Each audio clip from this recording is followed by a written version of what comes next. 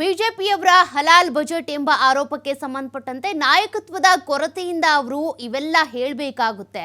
ಈ ತರ ಮಾತನಾಡುವುದಕ್ಕೆ ಇವರಿಗೆ ನಾಚಿಕೆ ಆಗಲ್ವಾ ಅಂತ ಪ್ರಶ್ನೆ ಮಾಡಿದ್ದಾರೆ. ಬಿಜೆಪಿ ವಿರುದ್ಧ ಸಚಿವ ಪ್ರಿಯಾಂಕ್ ಖರ್ಗೆ ಅವರು ವಾಗ್ದಾಳಿ ನಡೆಸಿದ್ದಾರೆ.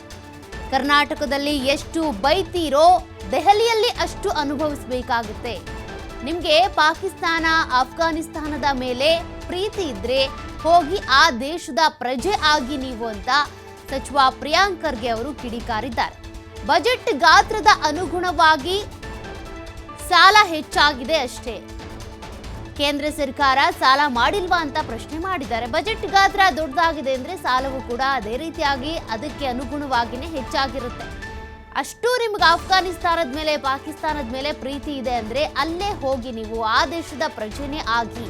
ಕರ್ನಾಟಕದಲ್ಲಿ ನೀವು ಎಷ್ಟು ಬೈತೀರೋ ದೆಹಲಿಯಲ್ಲಿ ಅಷ್ಟೇ ಅನುಭವಿಸಬೇಕಾಗುತ್ತೆ ನೀವು. ಬಿಜೆಪಿ ವಿರುದ್ಧ ಸಚಿವ ಪ್ರಿಯಾಂಕ್ ಖರ್ಗೆ ವಾಗ್ದಾಳಿ ನಡೆಸಿದ್ದಾರೆ. ಈ ತರ ಮಾತನಾಡೋದಕ್ಕೆ ನಿಮ್ಗೆ ನಾಚಿಕೆ ಆಗಲ್ವಾ? ನಾಯಕತ್ವದ ಕೊರತೆಯಿಂದಾಗಿ ಇವರೆಲ್ಲರೂ ಕೂಡ ಹೀಗೆ ಮಾತನಾಡ್ತಿದ್ದಾರೆ ಅಂತ ಪ್ರಿಯಾಂಕ್ ಖರ್ಗೆ ಕಿಡಿಕಾರಿದ್ದಾರೆ. ಆರ್ಥಿಕ ಸ್ಥಿರತೆಗೋಸ್ಕರ ಮತ್ತೆ ಆರ್ಥಿಕ ಚಟುವಟಿಕೆಗಳನ್ನ ಹೆಚ್ಚಿಸೋಗೋಸ್ಕರ ಈ ಬಜೆಟ್ ಅನ್ನ ಮಂಡಿಸಿದ್ದೇವೆ. ಇದರಿಂದ ಉದ್ಯೋಗ ಅವಕಾಶಗಳು ಕೂಡ ಹೆಚ್ಚಾಗುತ್ತೆ ಮತ್ತೆ ನಮ್ಮ ಗ್ರಾಮೀಣ ಪ್ರದೇಶದಲ್ಲಿ ಕೂಡ ಹೆಚ್ಚು ಅಭಿವೃದ್ಧಿ ಆಗ್ಲಿಕ್ಕೆ ಸಾಧ್ಯ ಆಗುತ್ತೆ. ಈಗ ಹಿಂದಿನ ಬಜೆಟ್ನಲ್ಲಿ ನಮಗೆ ಪ್ರಗತಿ ಪಥ, ಕಲ್ಯಾಣ ಪಥ ಅಂತ ಕೊಟ್ಟಿದ್ರು. ಈ ಸರಿ ಕೃಷಿ ಪಥ ಅಂತ ಕೊಟ್ಟಿದ್ದಾರೆ. ನಮ್ಮ ಜಲಮೂಲಗಳನ್ನು ಸಂರಕ್ಷಣೆ ಮಾಡುವಂತಗೋಸ್ಕರ ಬಜೆಟ್ ಕೊಟ್ಟಿದ್ದಾರೆ. ಮತ್ತೆ IT-BT ವಲಯದಲ್ಲಿ ಉದ್ಯೋಗ ಸೃಷ್ಟಿ ಮಾಡುವಂಥ ಬಜೆಟ್ ಕೊಟ್ಟಿದ್ದಾರೆ.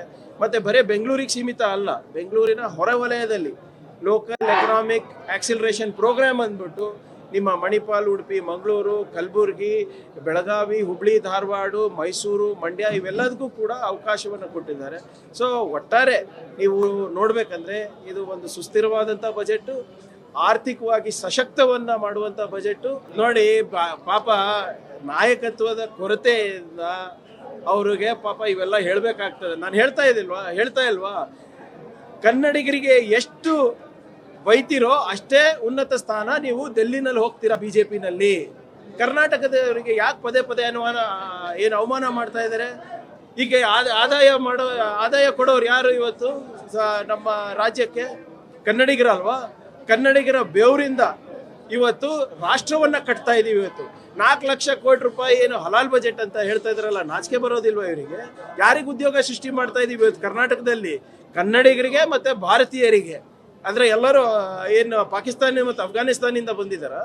ನಾನು ಬಿಜೆಪಿ ಅವರಿಗೆ ಕೊನೆ ಬಾರಿ ಹೇಳಕ್ ಬಯಸ್ತಾ ಇದ್ದೀನಿ, ನಿಮಗೆ ಪಾಕಿಸ್ತಾನ, ಅಫ್ಘಾನಿಸ್ತಾನ, ಬಾಂಗ್ಲಾದೇಶ ಅಷ್ಟು ಪ್ರೀತಿ ಇದ್ರೆ ದಯವಿಟ್ಟು ನಾಗರಿಕರಾಗ್ಬಿಡಿ ಅಲ್ಲಿ.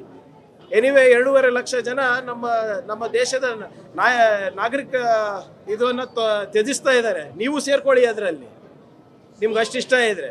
ಇದು ಏನಾಗ್ತಾ ಇದೆ, ಅವರಿಗೆ ಬಜೆಟ್ ಅಂದ್ರೆ ಏನು, ಫೈನಾನ್ಸ್ ಅಂದ್ರೆ ಏನು ಗೊತ್ತಿಲ್ಲ. ಬರೇ ಮೋದಿನಾಮಿಕ್ಸ್ ಗೊತ್ತು. ಏನು ಬರೇ ಸ್ಲೋಗನ್ ಹೊಡೆಯೋದು, ಜೈಕಾರ ಹೇಳೋದು, ಹಿಂದೂ ಮುಸ್ಲಿಂ ಗಲಾಟೆ ಮಾಡಿಸೋದು ಅಷ್ಟು. ಆರ್ಥಿಕ ಸ್ಥಿರತೆಗೋಸ್ಕರ ಮತ್ತೆ ಆರ್ಥಿಕ ಚಟುವಟಿಕೆಗಳನ್ನ ಹೆಚ್ಚಿಸೋಗೋಸ್ಕರ ಈ ಬಜೆಟ್ ಅನ್ನ ಮಂಡಿಸಿದ್ದೇವೆ.